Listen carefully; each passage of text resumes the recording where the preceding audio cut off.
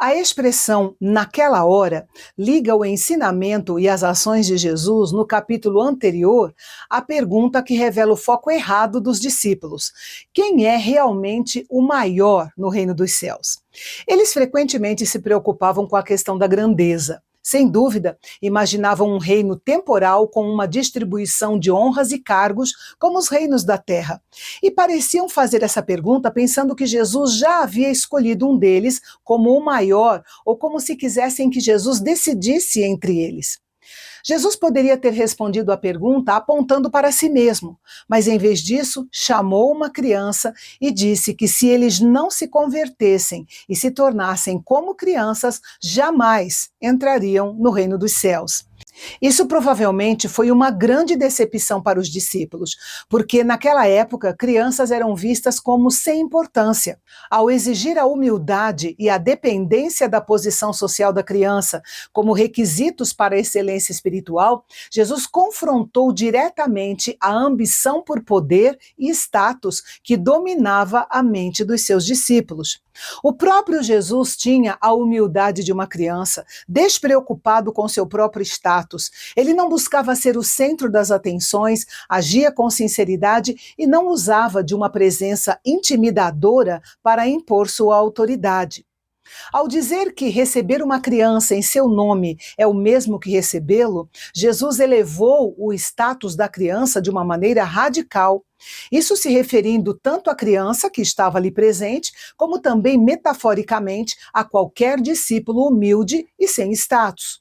Jesus estava ensinando que o tratamento dispensado ao mais humilde ou fraco da comunidade da fé era, na verdade, um tratamento dispensado a ele próprio.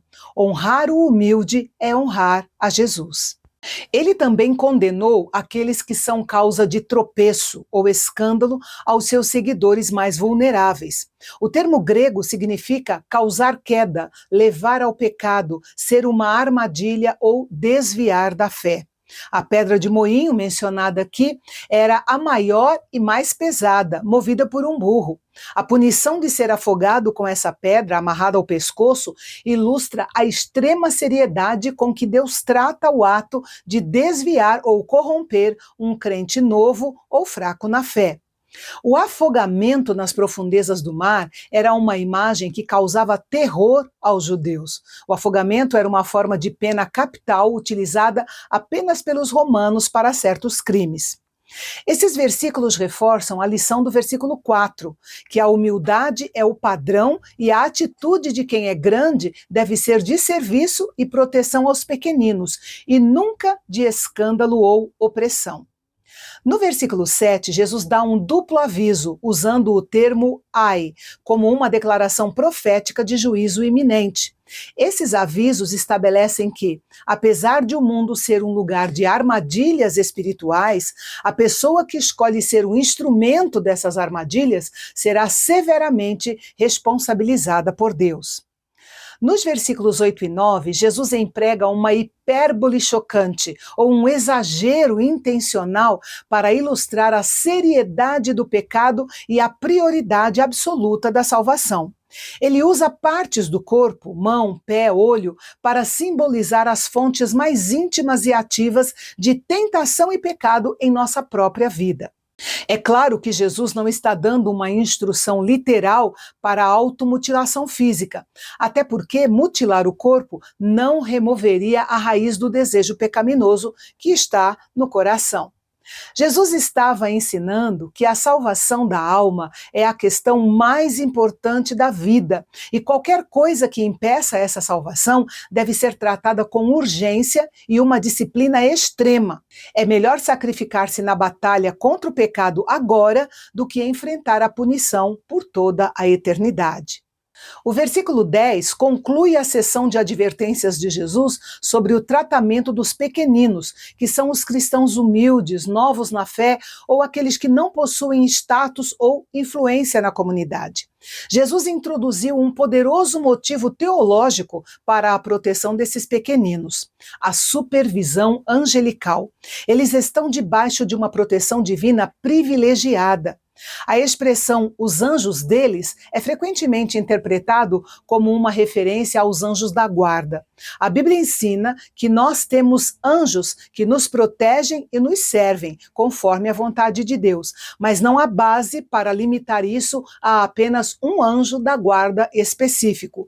Não é uma doutrina detalhada ou central na Escritura.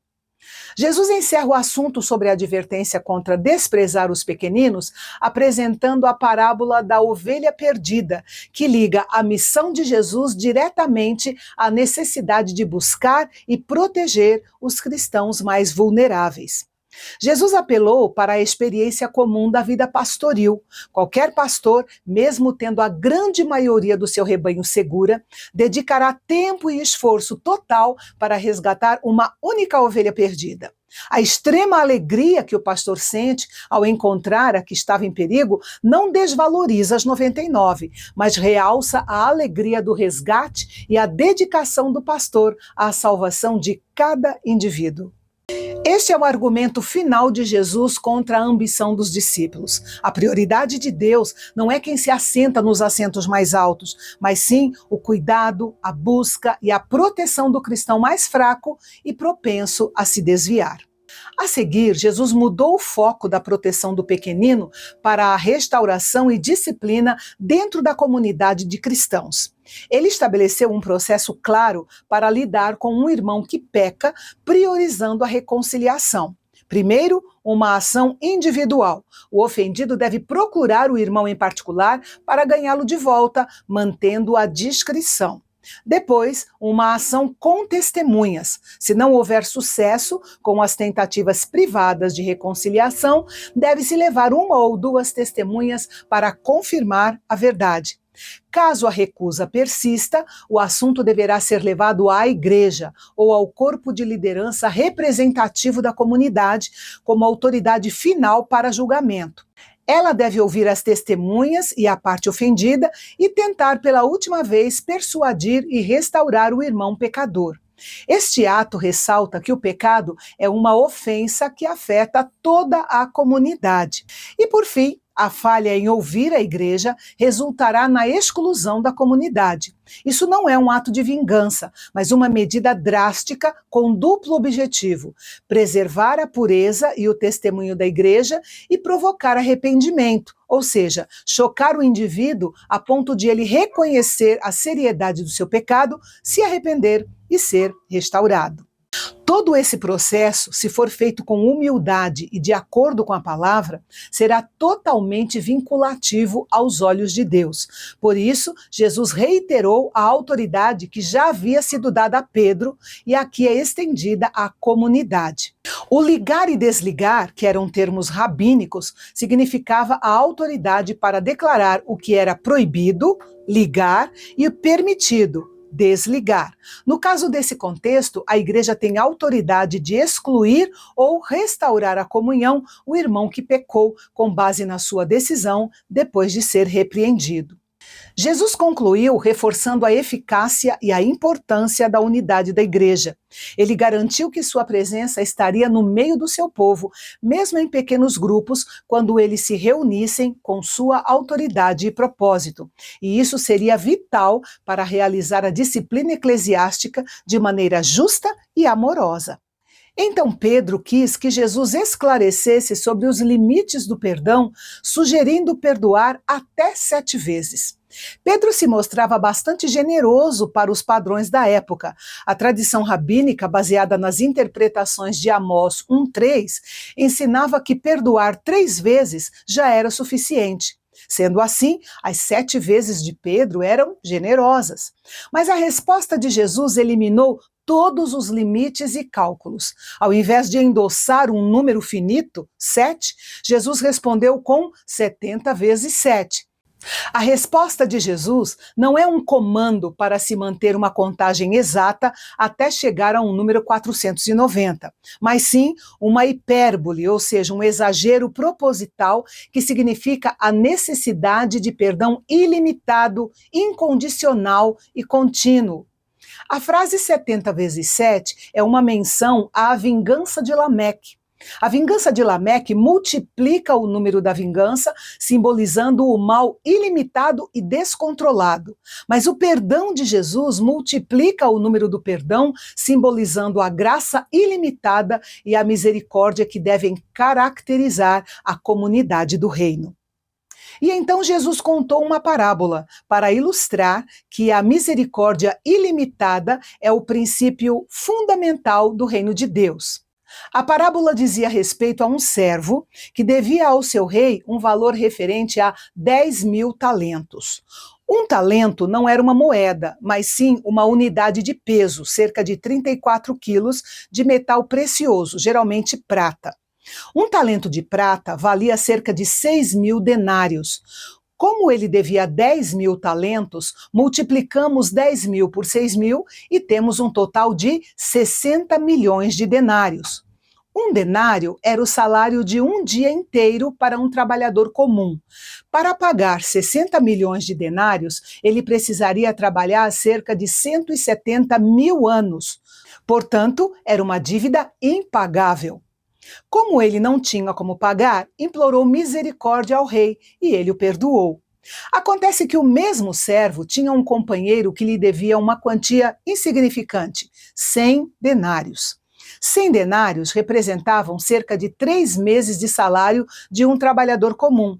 Era uma dívida considerável para a época, mas totalmente pagável em alguns meses com um pouco de esforço. Aquele servo agarrou seu companheiro pelo pescoço e exigiu o seu dinheiro. O companheiro pediu que ele tivesse paciência, que ele pagaria, mas ele se negou a lhe dar a chance de pagar e o mandou para a prisão. Os outros companheiros, vendo aquela crueldade, foram contar ao rei, que ficou indignado, revogou o perdão do servo incompassivo e o entregou nas mãos dos carrascos. Jesus concluiu dizendo que o Pai Celestial fará o mesmo àqueles que não perdoarem de coração os seus irmãos. Note que o perdão não é opcional para o cristão, mas é a evidência inconfundível de que ele foi transformado pelo Evangelho. A misericórdia que negamos ao próximo é o reflexo de uma dureza de coração que nos desqualifica para a comunhão com o Pai Celestial. Quem não perdoa não pode esperar ser perdoado. De fato, o julgamento é sem misericórdia para aquele que não mostrou misericórdia. E no próximo capítulo, Jesus vai falar sobre divórcio, sobre o perigo das riquezas e discipulado. Tudo isso e muito mais você confere comigo amanhã aqui no Canal Bendito, o nosso canal de Fala Fácil. Até lá!